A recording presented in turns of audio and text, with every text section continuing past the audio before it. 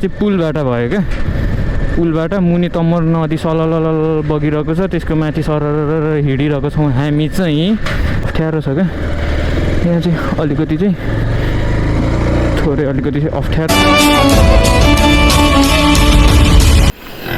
के हो तेरिका so all right guys है अब चाहिँ गाडी साडी झिकौँ यहाँबाट पानी साला के हो यार हिलो हिलो पानी पानी रहेछ खुट्टामा फेरि चप्पल छ तर ठिकै हो अलि अगाडि जाउँ अलि अगाडि ल ठिक छ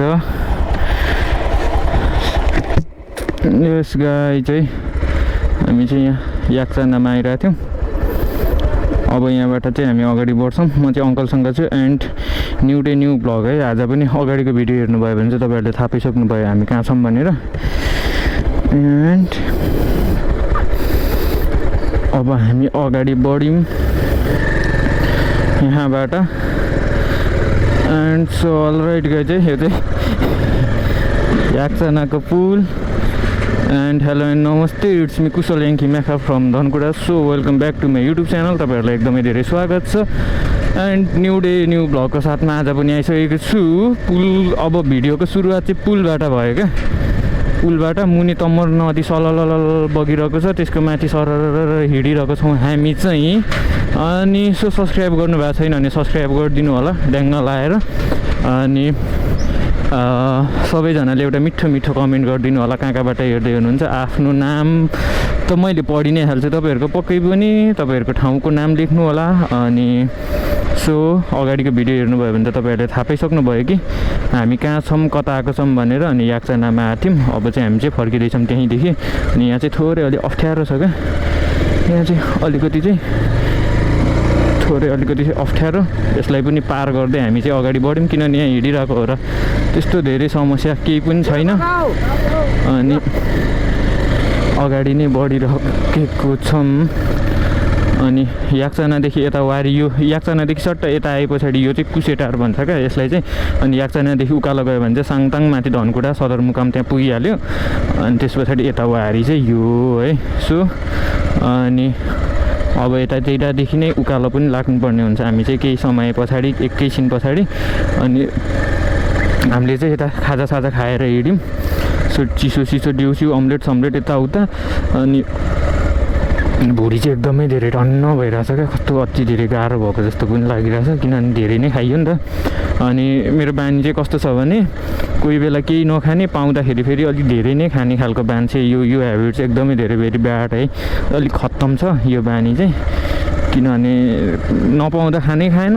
पायो भने एकैचोटि क्या त्यो हुन्छ नि बोक्रैसँग खायो भने जस्तो खालको हुन्छ अनि सो त्यो चाहिँ अलिकति खत्तम बानी हो नि त त्यस्तो गर्नु त हुँदैन नै पनि अनि अगाडि नै बढ्दैछौँ अनि आज चाहिँ दिनभरि नेट चलेको छैन नि त अनि त्यही भएर फोनहरू पनि एकदमै धेरै आइरहेको थियो मैले फोनहरू नै पनि कतिचोटि फ्लाइट मोडहरूमा पनि राखेँ किनभने गाह्रै भयो कन्ट्रोल गर्नै सकेन कतिजनाको फोन रिसिभ गर्ने है अनि सो उकालो लाग्दैछौँ बाटो अप्ठ्यारो छ बाटो चाहिँ अलिक बिजोकै छ के हो काँटी साँटीले त हान्दैन फक गर्छ त अगाडिको टायर त अनि सो त्यो निकै अगाडि माथि नै उकालै लाग्दैछौँ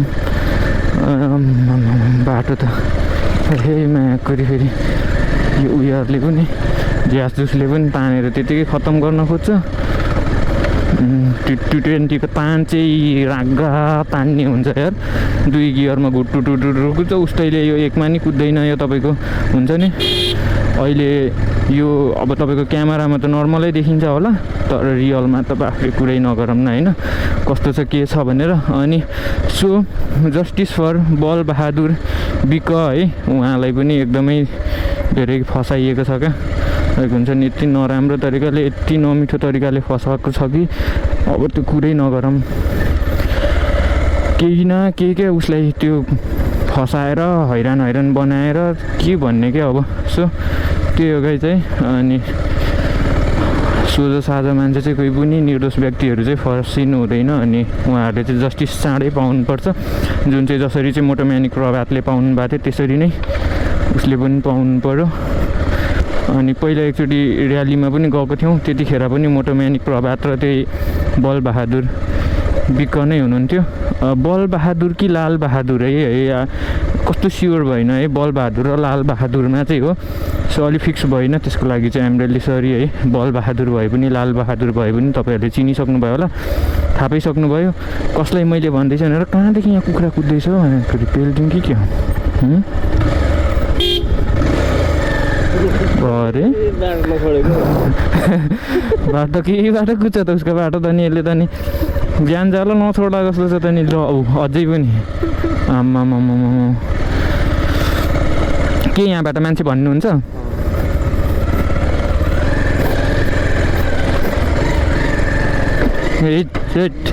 के हो डुङ ठोकिन्छ त, बाटो पनि त्यतिकै अप्ठ्यारो छ।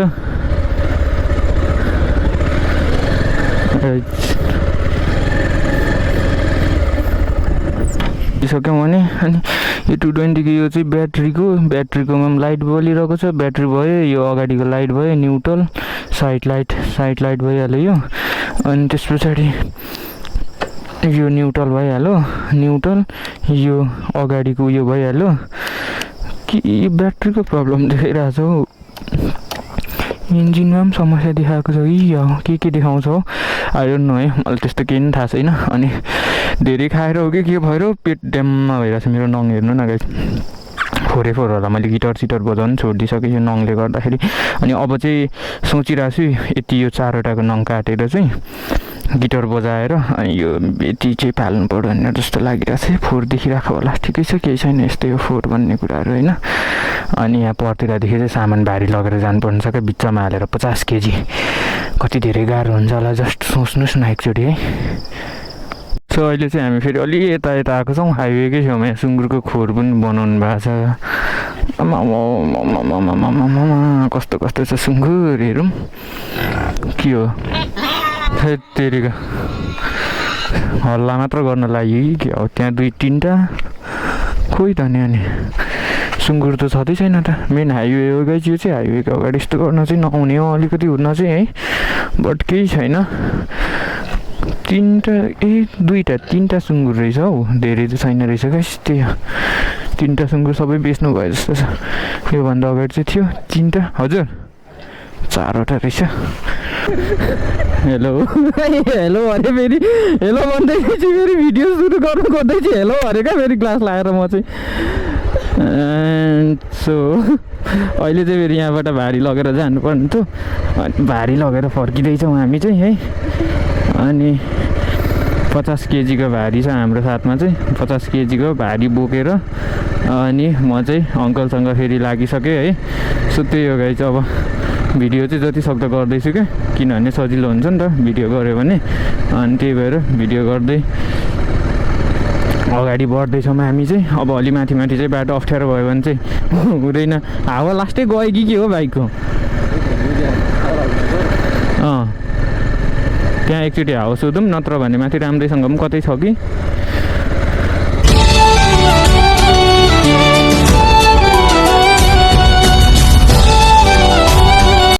So guys this is the next day. आजको यताको मौसम देख्न सक्नुहुन्छ तपाईँहरू चाहिँ कस्तो छ भनेर है। And so all right guys, great feel भइरहेको होला है, बट यस्तै छ। अनि एकदम फोहोरी देखिरहेको होला है, कस्तो उयोले टिक टिक टिक टिक लागेको छ नि त, फोहोर देखिएको होला यता यिनीहरू कपडाहरू। बट केही छैन गाइज, यो लुक्स फेस एज अ कपडा डजन्ट म्याटर के गाइज होइन, त्यो हामीलाई सरोकारै छैन। अनि स्किनमा पुरै पानी परिसकेको छ, मैले देखिसकेको छु मेरो क्यामेराको लेन्समा। एन्ड एनिवे गाइज केही छैन। अनि so this is the next day. So video चाहिँ हिजो सुरु गरेको थिएँ, अनि अब चाहिँ इन्ड गर्नलाई म तपाईँहरूमा आइसकिसकेको छु। अनि मेरो चाहिँ फोन आइरहेको छ, म चाहिँ तपाईँहरूलाई केही समय पछाडि भेट्छु, एकैछिन हेर्दै गर्न होला है त।